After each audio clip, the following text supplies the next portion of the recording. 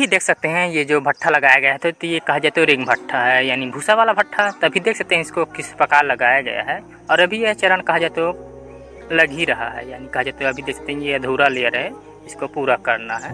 तो दोस्तों रिंग भट्ठा कुछ इसी प्रकार बनाया जाता है। फिर कहा जाए तो इसमें भूसा डालना पड़ता है। जब पूरी तरह यह भट्ठा रेडी हो जाता है तब।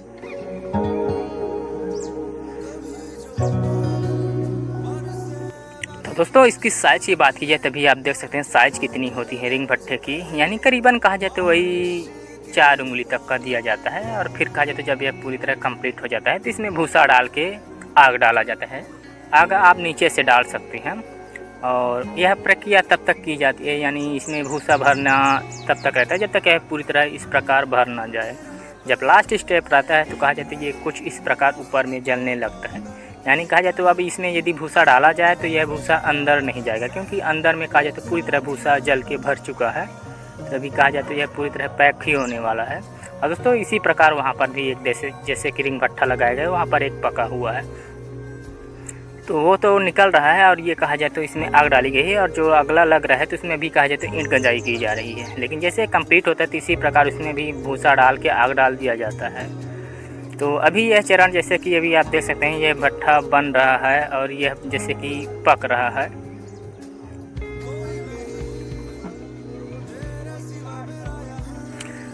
तो दोस्तों पकने का जो प्रोसेस रहता है वो करीबन कहा जाए तो 15 दिन तक का रहता है, यानी 15 दिन में करीबन भट्ठा पूरी तरह पक जाता है और खुल भी जाता है, यानी 16वें दिन 17वें दिन आप इसको खोल सकते हैं। और क्योंकि इसमें कुछ कचरा नहीं होता, क्योंकि इसमें कहा जाए तो सिर्फ राख ही राख डाला जाता है, यानी कहा जाए तो भूसा जैसे डाला जाता है तो भूसा जलने के बाद पूरी तरह राख ही हो जाता है। लेकिन जो ईंट आती है वो काफ़ी अच्छी ईंट आती है, यानी यदि रिंग भट्ठे की यदि कहा जाए तो ईंट यदि पूरी तरह सूखी रहे तो ईंट की क्वालिटी और साउंड भी कहा जाए तो काफ़ी अच्छा आता है। 1 नंबर में 2 नंबर में ईंट, हालांकि कुछ ईंट आपको 3 नंबर में मिल सकती है, लेकिन जो प्रोसेस रहता है वो काफ़ी सरल रहता है अगले भट्ठे के अनुसार। तो अभी आप देख सकते हैं जैसे कि ये अभी जो भट्ठा लगाया गया था ये तो कहा जाए तो सीजन का भट्ठा अभी दिखाया जा रहा है, लेकिन हम आपको इसके बाद का यानी कहा जाए तो 4 महीने जैसे बरसात में रुका हुआ भट्ठा भी दिखाएंगे, जिससे आपको मतलब इसमें कुछ भी डाउट ना रहे कि ईंट इसी ख़राब आती है या फिर हो सकता है घुल जाए या गल जाए इस प्रकार। तो ऐसा कुछ भी नहीं रहता यदि साइज़ मैक्सिमम दिया जाए, मतलब जितना चाहिए। यदि वैसे तो इसका साइज़ और भी दे सकते हैं, जितनी आपको ईंट चाहिए उसके अनुसार इसका साइज़ आप बढ़ा और घटा सकते हैं, लेकिन मैक्सिमम इतना दिया जाए जिसमें कहा जाए तो ईंट काफ़ी अच्छे से पक रही। अगर और जैसे इसका साइज़ दिया जाए भूसा डालने का तो और भी अच्छे से ईंट पक सकती हैं। और ऐसे तो भूसा में इतनी ताकत रहती है कि ईंट गल भी सकती हैं, यदि ज़्यादा साइज़ दे दिया जाए तो ईंट गल सकता है, पिघल सकता है, इस प्रकार रहता है। तो रिंग भट्ठे की भी ईंट काफ़ी अच्छी आती है।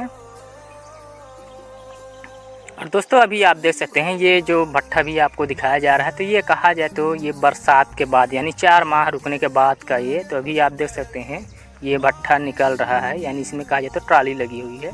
तो ये कहा जाए तो 4 माह तक रुकने के बाद ये भट्ठा कुछ इस प्रकार है, यानी कहा जाए तो जो ईंट ख़राब होती यदि तो वो ईंट ख़राब हो सकती थी, लेकिन कहा जाए तो देख सकते हैं नीचे से ऊपर तक पूरी ईंटें सही है। हालांकि कुछ निकल गई थी उसी समय, ये कहा जाए तो बीच का कुछ भाग बचा हुआ है, यानी करीबन 6-7 गाड़ी यानी 14-15 हज़ार तक ईंट निकलने के बाद यह भट्ठा इसी प्रकार रखा है। और अभी देख सकते हैं नीचे का पोजीशन कुछ इस प्रकार की, जो खड़ी ईंट होती हैं वो भी कहा जाए तो पक जाती हैं, जिसकी वजह से ईंट अभी गिरी नहीं हुई है, उसी प्रकार लेयर खड़ा हुआ है। तो अभी देख सकते हैं इसका साइज़ जो है तो उतना ही रहता है, यानी पकने के बाद भी कहा जाए तो साइज़ में कम बेसी नहीं होता है, उसी प्रकार रहता है।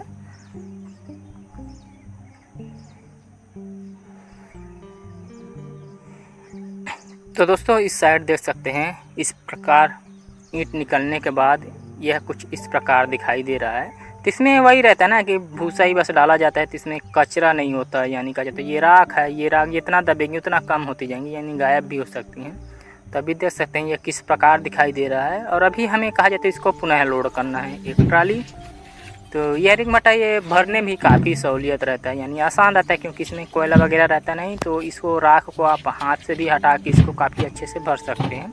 तो आप किनारे से गाड़ी लगा के इस प्रकार इसको काफ़ी जल्दी से आसानी से भर सकते हैं। भरने में काफ़ी अच्छा सहूलियत रहती है। लेकिन अभी की बात की जाए तो अभी कहा जाए तो जैसे कि बरसात का समय ख़त्म हुआ तो इस प्रकार इसको अभी निकाला जा रहा है।